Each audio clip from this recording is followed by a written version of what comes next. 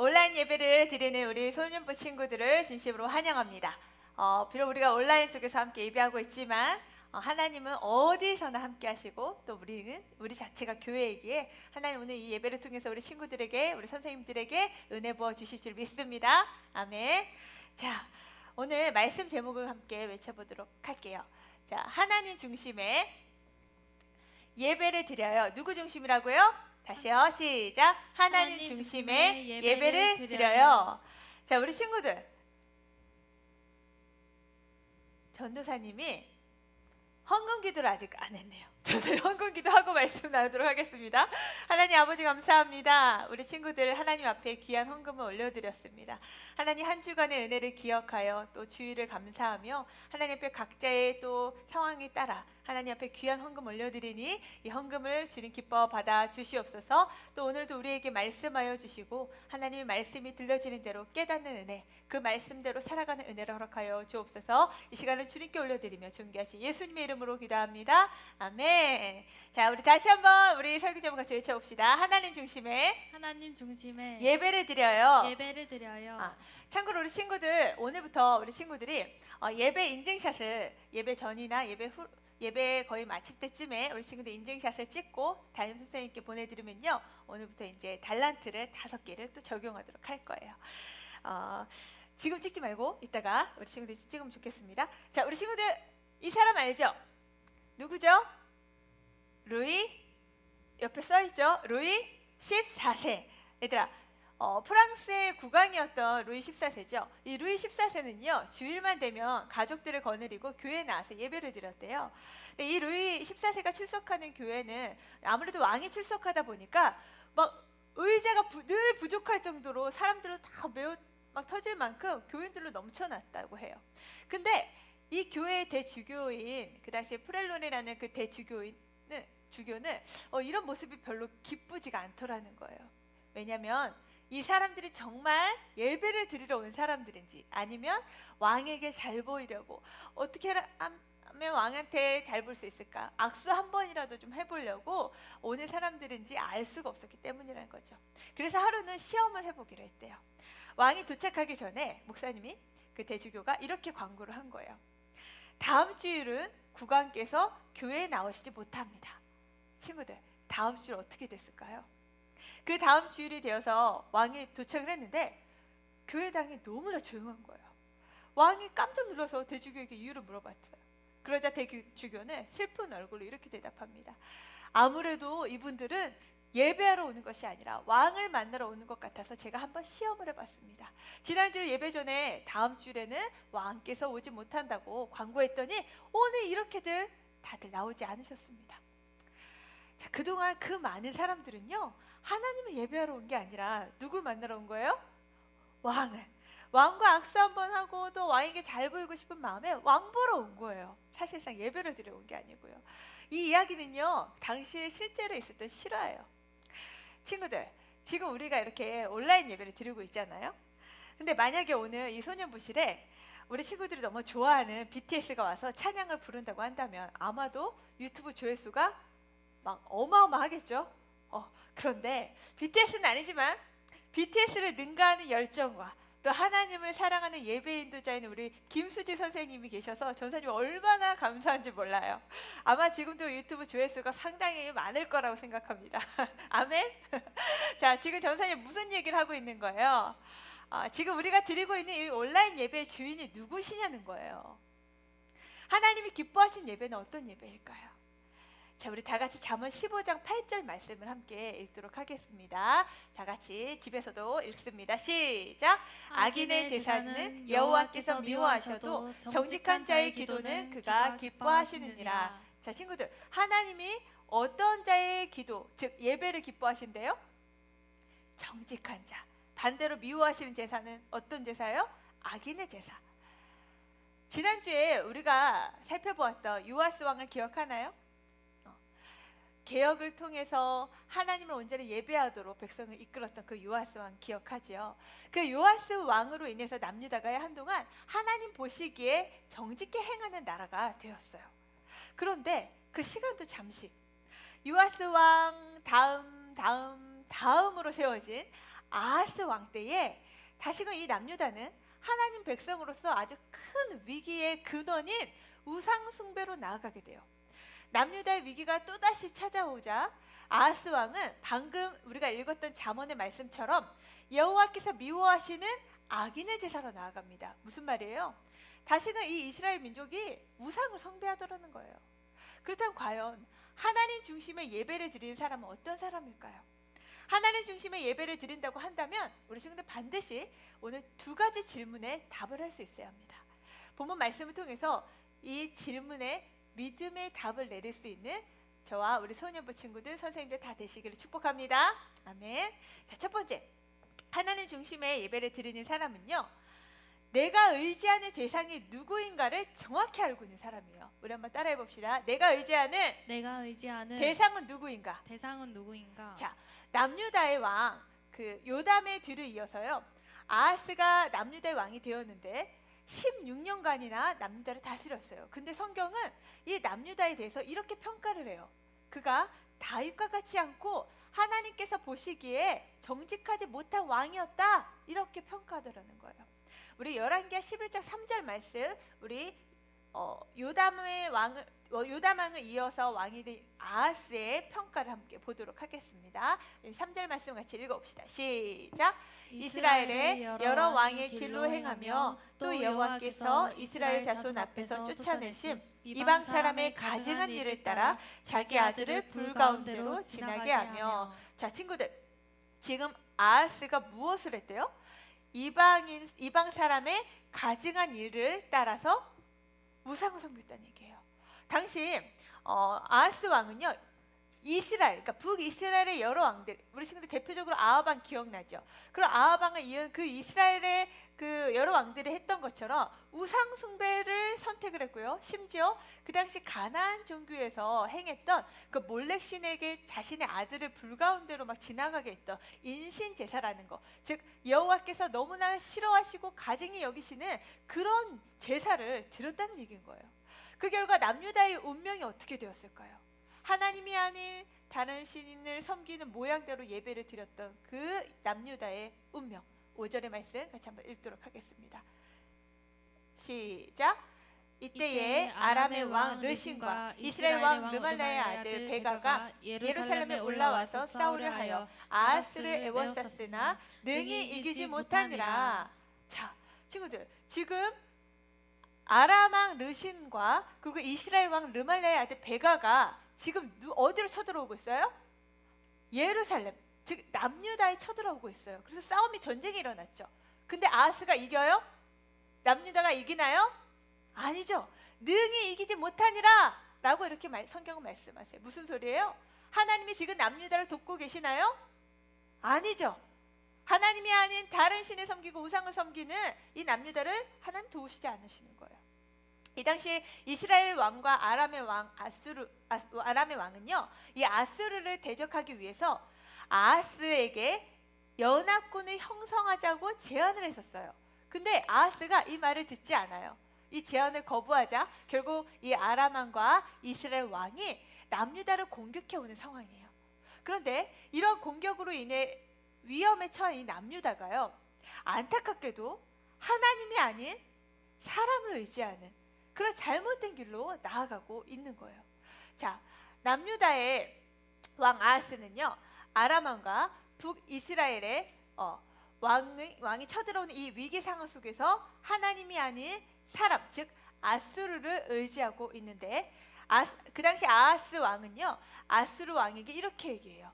나는 왕의 신복이고 왕의 아들입니다 라고 하면서 도움을 구하고 있어요. 근데 빈손으로 오지 않고요, 지금 남유다에 있는 왕궁 곳간에 또 여호와의 성전에 가득했던 그 금과 은들을 모조리 가져다가 지금 이 아수르 왕에게 와서 당신이 지금부터 나의 새 주인이니 나를 도와주세요 하고 도움을 청하고 있는 거예요. 지금 당시 이 눈에는요, 이 아수르라는 나라가 엄청나게 강대국이었거든요. 그러니 지금 아하스는요, 눈에 보이는 그 강대국으로 의지하는 거예요. 눈에 보이지 않는 하나님은 생각조차 하지 못하고 있는 거죠. 심지어 아하스는 아수르 왕에게 잘 보이기 위해서 지금 이렇게 보물을 다 바치면서 뇌물을 바치면서 지금 자신이 아수르의 종이라고 하며 그렇게 복종의 표시도 하고 있는 거예요. 자, 친구들, 아하스 왕이 위기의 순간에 의지한 대상이 누구예요? 하나님인가요? 아니죠. 사람이에요. 눈에 보이는 권력이에요. 아하스 왕은 위기의 순간에 하나님이 아닌 아수르에게 무릎을 꿇고 의지했어요.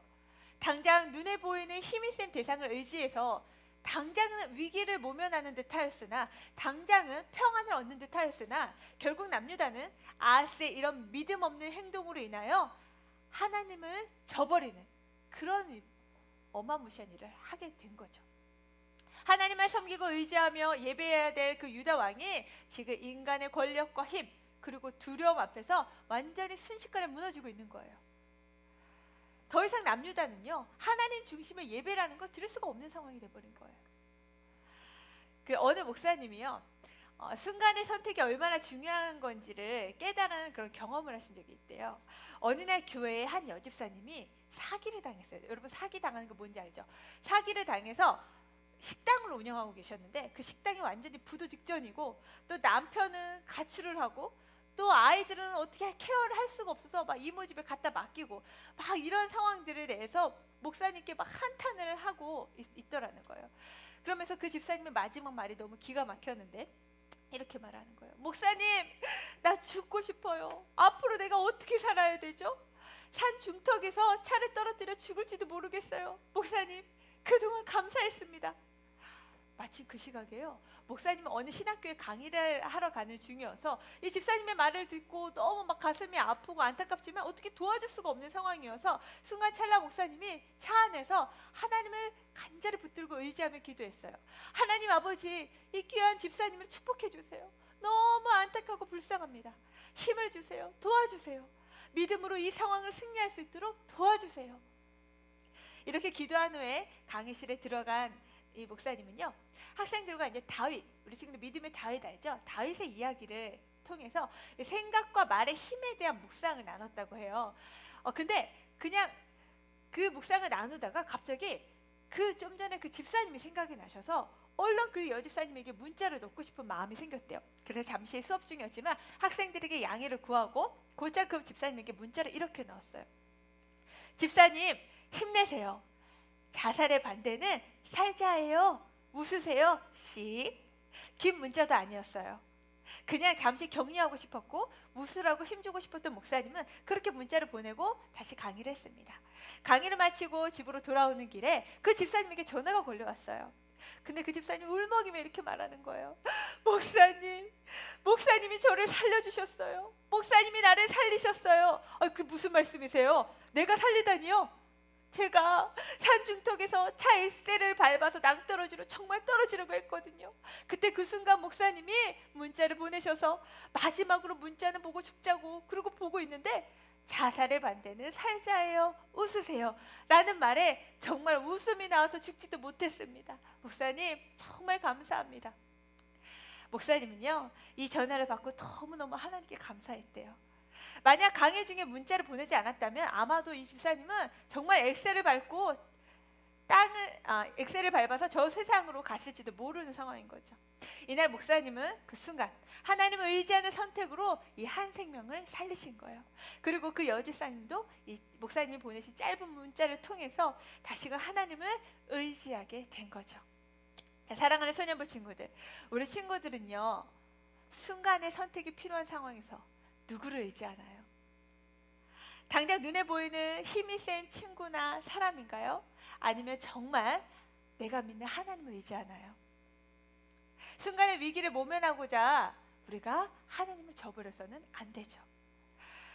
그 광고 문구에요, 이런 유명한 말이 있어요. 순간의 선택이 평생을 좌우한다.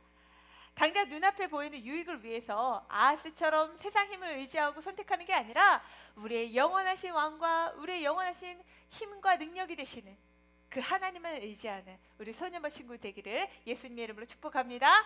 아멘. 자, 두 번째, 하나님 중심의 예배를 드리는 사람은요, 이 질문에 정확하게 답을 할 수 있어야 돼요. 그 질문 한번 봅시다. 자, 따라해봅시다. 내 삶의 주인은 내 삶의 주인은 누구인가? 누구인가? 다시 한번요. 내 삶의 주인은 내 삶의 주인은 누구인가? 누구인가? 자, 이제 아하스 왕이요, 자신을 도와준 이 아스루에게 정말 고맙다고 감사의 말을 전하러 갑니다. 그런데 그 아스루에게 가서요, 보지 말아야 될 것을 그만 보고 마는데 그게 뭔지 우리 10절 말씀을 같이 한번 읽겠습니다. 시작. 아하스 왕이 아스루 왕 디글랏 빌레셋을 만나러 다메섹에 갔다가 거기 있는 제단을 보고 아하스 왕이 그 제단의 모든 구조와 제도의 양식을 그려 제사장 우리아에게 보냈더니. 자, 친구들, 지금 아하스 왕이 뭘 봤대요? 아하스 왕이 지금 뭘 봤어요? 아스루의 이방 제단, 그러니까 이방 신을 섬기는 그 성전, 그 제단을 보고는 막 감탄을 하는 거예요. 너무 감명을 받은 거예요. 세상에 이렇게 멋진 신전이 있다니 하면서 뭘 하냐면 그 제단의 모든 구조와 양식을 다 그려와요. 그리고 그걸 누구에게 주냐면 남유다의 제사장, 즉 여호와의 성전을 섬기는 제사장 우리아에게 그 그림을 그대로 전해줍니다. 왜요? 뭐 하라고요? 똑같이 따라하라고요. 제사장 우리아는요, 이 아하스에게 받은 제단의 구조와 양식대로 이제 남유다의 이방 제단을 만듭니다. 이렇게요. 아하스는 이 이방 제단의 모습에 빠져서요, 자기 마음대로 예배의 방식과 모습들을 바꾸기 시작했어요. 하나님을 예배해야 하는 나라임에도 불구하고 이방 신을 예배하는 죄악을 보여주는 거죠. 이게 지금 무슨 행동인 거예요? 아니, 하나님을 예배하는 이 성전에서, 교회에서 우상신을, 그 이방 신전의 모습을 그대로 따다가 그걸 고스란히 만들어 놓는 이 모습 도대체 뭐예요? 이건요, 우리가 하나님을 섬기며 또 교회를 다닌다고 하면서 점집에 가서 점을 치고 또 내 운명을 다른 곳에 의탁하는 거랑 똑같은 거예요. 아하스가 왜 이런 행동을 한 걸까요? 아하스 생각에는요, 아스루와 똑같은 방식으로 제사를 드리면 아마도 우리도 강해질 거야. 저 아스루처럼 우리도 엄청난 권력을 지니게 될 거야 하는 착각을 한 거죠. 남유다도 이렇게 강해질 거란 착각을 하고 있는 거예요. 결국 이 아하스는 이방신과 하나님을 구분하지도 못하는 이 심각한 영적인 질병에 빠져 있는 거예요. 그런데 아무리 왕이 시킨다고 해도, 그렇죠, 하나님의 성전을 직접 섬기는 제사장이라면 이 악행에 대해서 분별하고 또 이것이 잘못된 것임을 이 왕에게 말해야 되는 거 아니에요? 그런데 하나님을 섬겨야 하는 이 제사장마저도 하나님보다 왕을 두려워하기에 결국 왕이 시키는 대로 했다는 거죠. 하나님을 기쁘시게 할 이 제사장이 왕을 기쁘게 하기 위해 악을 선택했다는 거예요. 결국 남유다의 여호와의 성전에는 하나님이 가장 싫어하시는 우상이 함께 공존하게 되었어요. 도대체 이 왕과 제사장은 누구를 예배하는 겁니까? 남유다의 주인은 과연 누구인 거예요? 하나님은요, 분명하게 말씀하세요. 어떻게 해요? 우리에게 경종을 울리는 말씀인데, 우리 말씀을 같이 한번 큰 목소리로 읽어봅시다. 시작. 지파인이 두 주인을 섬길 수 없나니 혹 이를 미워하고 저를 사랑하거나 혹 이를 중히 여기고 저를 경히 여길 것임이니라. 너희는 하나님과 재물을 겸하여 섬길 수 없느니라. 자, 지금 하나님 우리에게 무슨 말씀하세요? 너희가 두 주인을 섬길 수 있다고요? 없다고요? 없다고요. 하나님 중심의 예배를 드리는 사람은요, 오직 하나님만을 주인으로 모시고 하나님만을 예배하는 사람이라는 거예요. 자, 친구들, 전사님 지금 그림을 좀 보여주려고 하는데, 자, 이 세 그림을 보세요. 자, 동그라미, 큰 파란색의 동그라미는요, 자신의 마음이고요. 또 여기 의자 보여요? 빨간색 의자. 이 의자는 왕의 보좌예요. 그리고 이 작고 검은 이 점들은요, 우리의 일상생활을 말하고, 또 간간히 보이는 이 십자가는 바로 우리 주님을 나타내요. 자, 그런데 이 동그라미 세 개가 각각 그림 조금씩 달라요. 자, 나는 이 세 그림 중에 어디에 속하는지 잘 보도록 합시다. 자, 어느 그림이 하나님을 주인으로 섬기는 것 같은가요? 자, 하나씩 좀 자세히 살펴보도록 할게요. 자, 첫 번째 그림입니다. 먼저 이 첫 번째 그림은 어떤 사람일까요? 이 왕자에 누가 앉아 있어요? 누가 앉아 있죠? 내가 앉아 있어요. 무슨 말이냐면 이 왕자에 내가 앉아서 내가 원하는 때에 내가 원하는 방법으로 내가 원하는 일을 하는 사람, 즉 자신이 주인인 사람에 대한 모습인 거예요. 이 사람은 예수님을 믿는 사람일까요? 아니에요. 이 사람은 예수님을 믿지 않는 사람입니다. 이 마음 안에는 저 십자가가 들어와 있지 않아요. 그래서 이런 사람들을 우리는 뭐라고 부릅니까? 비그리스도인, 그리스도인이 아니라는 거예요. 자, 그럼 두 번째 그림입니다. 자, 이 그림을 보세요.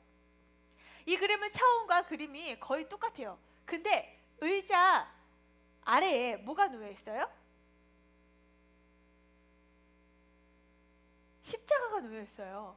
이게 도대체 무슨 의미일까요? 이 사람은요, 마음 안에 십자가가 있긴 있어요. 예수님을 모신다 해요. 교회를 다닌대요. 그런데 실상 예수님을 믿지 않는 사람처럼 내가 원하는 때에 내가 원하는 방법으로 내가 원하는 일을 하는 자기가 주인인 사람인 거예요. 이런 사람은 세상적인 그리스도인이에요.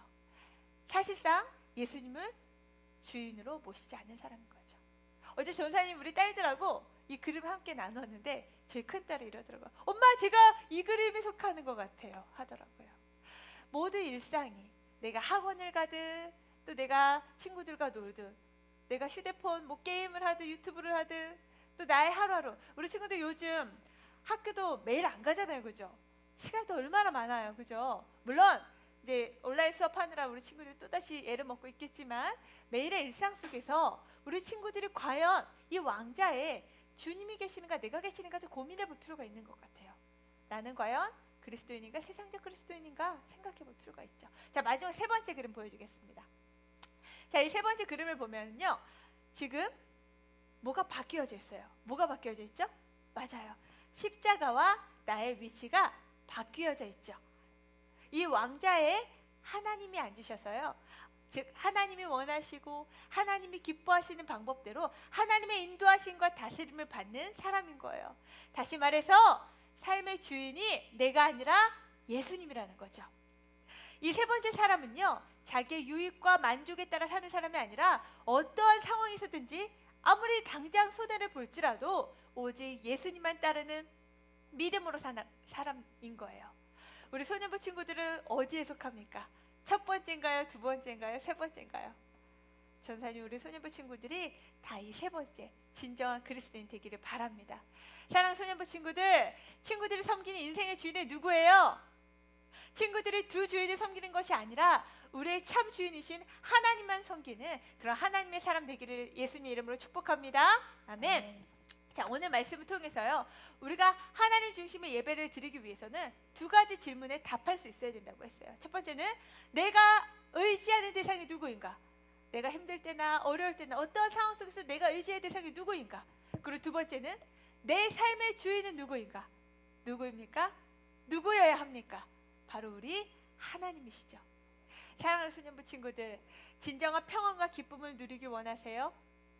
이 코로나 시대에 또다시 우리를 옥죄어오는 이 코로나 상황 속에서 진정한 평안과 행복과 기쁨을 누리기 원해요? 그렇다면 이 두 가지 질문, 이 힘든 시간에 친구들, 이 코로나라는 상황 속에서 우리 뉴스를 보면 참 답답하죠. 아, 왜 저 사람들 왜 저렇게 해가지고 이 코로나가 왜 번지게, 불평도 생겨요. 원망도 생겨요. 아, 나가지도 못하고 답답해. 너무 힘들죠. 근데요, 그런 상황 속에서 우리가 해야 될 행동은 하나님, 이런 코로나 상황 속에서 우리가 어떻게 하면 좋죠? 하고 하나님을 의지해야 되는 거예요. 쉽고 또 하나님 안에 다른 방법을 선택해야 되는 게 아니라 이런 상황 속에서 하나님을 예배해야 되는 거죠. 우리 친구들, 정말 우리가 드려지는 이 온라인 예배가 다른 예배가 아니라 하나님만을 예배하는 우리 소년부 친구들 되기를 축복합니다. 그리고 또 하나 부탁하는 것은 우리의 예배가 정말 나 중심적인 예배인지 하나님 중심적인 예배인지도 좀 돌아볼 수 있으면 좋겠어요.